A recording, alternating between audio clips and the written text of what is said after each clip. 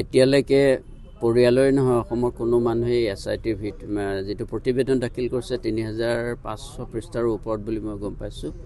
এতিয়ালৈকে কোনো তাৰ ভিতৰত কি আছে সেইটো আমি গম পোৱা নাই, কিন্তু আমি আশা ৰাখিছোঁ, আশা কৰিছোঁ যে অসম পুলিচে এই SIT স্পেচিয়েল ইনভেষ্টিগেটিভ টিমে ইয়াৰ সকলো দিশ পৰ্যালোচনা কৰি এই অভিযোগনামা দাখিল কৰিছে। ইয়াত সুৰুঙা থাকিব নালাগে, আৰু যদি কেনেবাকৈ সুৰুঙা থাকি যায় অসমৰ মানুহে ভবাৰ নিচিনাকৈ এই পৰিকল্পিত হত্যাকাণ্ডটো যদি সমুচিতভাৱে নকৰে তেতিয়াহ'লে বিচাৰ ব্যৱস্থাত খুঁত থাকি গ'লে অসমৰ মানুহে ক্ষমা নকৰিব, আমি পৰিয়ালটোৱেও ক্ষমা নকৰিম।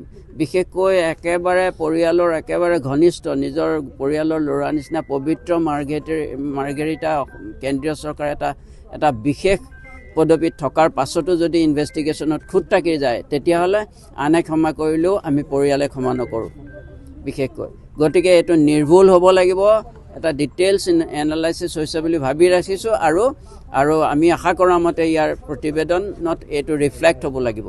ৰিফ্লেক্ট হ'বলৈ জুবিনে ন্যায় তেতিয়াহে পাব। ব্যক্তি আমি ছিংগাপুৰলৈ যোৱা বুলি এই বিভিন্ন মাধ্যমৰ যোগেদিয়ে আমি গম পাইছোঁ, দুজন স্পেচিয়েলিষ্ট ব্যক্তি এই গোটেই, আৰু সেই ব্যক্তিৰ যোগেদিয়ে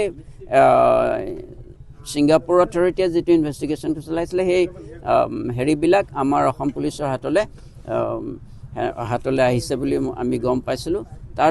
তাৰ বাহিৰে আমি গম পাওঁ, কিন্তু এইটো কথা আমি ভাবিছোঁ যে নিশ্চয় গৈছিল, নোযোৱাকৈ কেতিয়াও মানে প্লেচ অফ অকাৰেঞ্চলৈ নোযোৱাকৈ গোটেই বস্তুটো ব্লাইণ্ডলি কৰা নাই বুলি আমি ভাবিছোঁ। আমাৰ বিশ্বাস এটা আছে যে এইটো কিবা এটা এইটো সঠিকভাৱে হৈছে, আৰু যদি নহয় আমি দুদিন পিছতে গমেই পাই যাম গোটেইখিনি। যদি ই বেলেগ ধৰণে আমি ভবা মতে নহয় তেতিয়া তাৰ প্ৰতিক্ৰিয়া হিচাপে কি হ'ব সকলোৱে অনুমান কৰিব পাৰিছে।